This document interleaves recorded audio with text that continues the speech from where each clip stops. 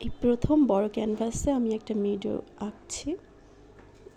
মিডোটা দূরের ঘাস, কাছের ঘাস সবগুলোই আমাকে খুব সূক্ষ্মভাবে খুব ভেবে কাজগুলো করতে হয়েছে। তারপর পারফেক্টলি কতটুকু হয়েছে সেটা আমার ফাইনাল লুকেই আপনারা দেখতে পারবেন।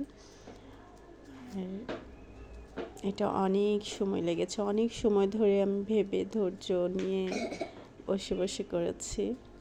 আসলে কাজটাই এরকম, অনেক ধৈর্য নিয়ে অনেক সময় নিয়ে করতে হয়। আর এসব কাজে যত বেশি সময় দিতে পারি তত বেশি সুন্দর হয়।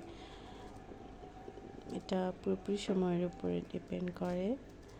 যদিও আমি খুব বেশি ভালো আর্টিস্ট না, তারপরও হয়তো আমার এর জন্য একটু বেশি সময় লেগেছে। পারি না, আমি ট্রাই করে যাচ্ছি। জাস্ট এগুলো আমি কাছের ঘাসগুলো আঁকছি, কাছের ঘাসগুলো একটু সূক্ষ্ম করে আঁকতে হয়, তাই আমি চেষ্টা করছি বিভিন্ন কালার দিয়ে।